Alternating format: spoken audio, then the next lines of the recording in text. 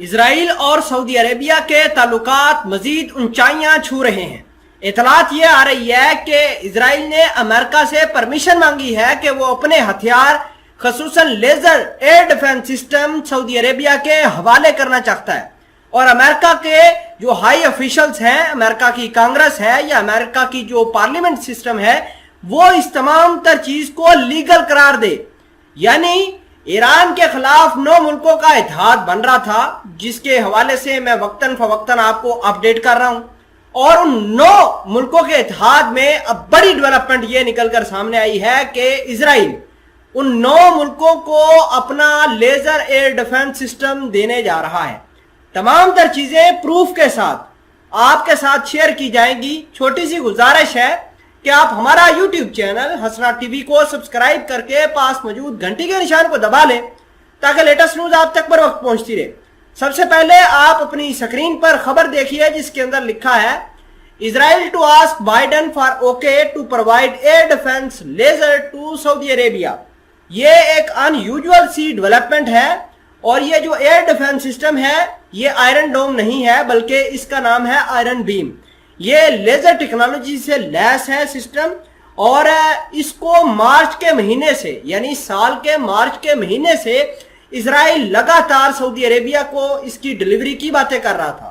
آج جو اسرائیل کے ڈیفنس منسٹر ہیں جن کا نام بینی گینٹس ہے، ان کا کہنا ہے کہ ہم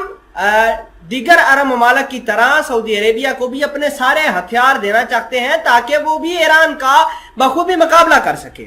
اس ریجن کے اندر ایران کے بڑے بڑے دشمن ہیں، ان میں سعودی عربیہ اور اسرائیل سر فہرست ہیں۔ اب بات یہ ہے کہ یو اے ای، بحرین، اس کے علاوہ ایجپٹ، جارڈن، قطر، یہ سارے کے سارے ممالک مل کر ایک الائنس بنا رہے ہیں اسرائیل اور امریکہ کے ساتھ، اور یہ 9 ملکوں کا اتحاد ہے جو کہ ایران کے خلاف کام کرے گا۔ اگر ہم اس ایئر ڈیفنس سسٹم کی بات کریں تو یہ laser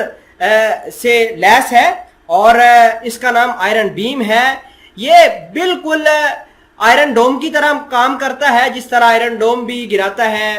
drones, anti guided tank missile, air defence system, اس کے علاوہ بہت ساری چیزیں گرا سکتا ہے، تو یہ بھی اس طرح کی چیزیں گرا سکتا ہے۔ تو آپ کو یہ بتا دیں کہ صدر بائیڈن کا وزٹ ہونے جا رہا ہے ویسٹ بینک کا، سعودی عربیہ کا، 13 جولائی سے 16 جولائی کو۔ تو اس سے پہلے اب یہ ڈیمانڈ کی گئی ہے کہ امریکہ اگر اپروو کر دے یہ تمام تر چیزیں تو بہت اچھا ہوگا، اور سعودی عربیہ کو ایک بہت بڑی چیز جو ہے وہ